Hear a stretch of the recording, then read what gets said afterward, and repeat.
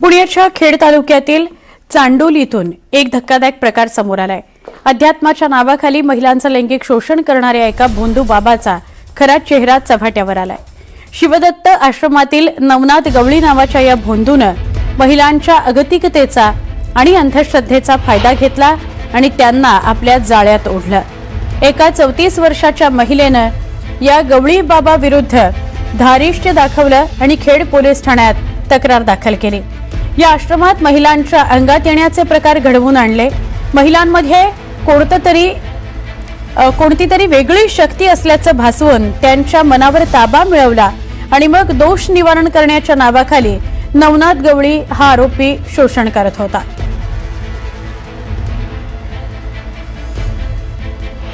कोणत्याही महिलेवर जो प्रकार माझ्या बाबतीत झाला तो व्हावा नाही म्हणून याच्यावर न्यायालयीन कारवाई झालीच पाहिजे। याचं हे आश्रम चांडवली येथे आहे, शिवदत्त आश्रम म्हणून। याला सगळे मामा मामा म्हणून बोलतात आणि याचे बोंधुगिरीचे प्रकार अजूनही चालू आहेत। बायकांची वारी उठवतो आणि बायकांना वशमध्ये करून घेतो आणि त्यांच्याबरोबर अश्लील चाळे करण्याचा प्रयत्न करतो। हा याचे गुंड पाठवतो, माझ्या मिस्टरांना धमकवतो। आम्ही कुठेही रस्त्याने गेलो तर ह्याचा आम्हाला त्रास आहे, याची माणसं आम्हाला येऊन धमकावतात। राज्यभरात हनुमान जयंती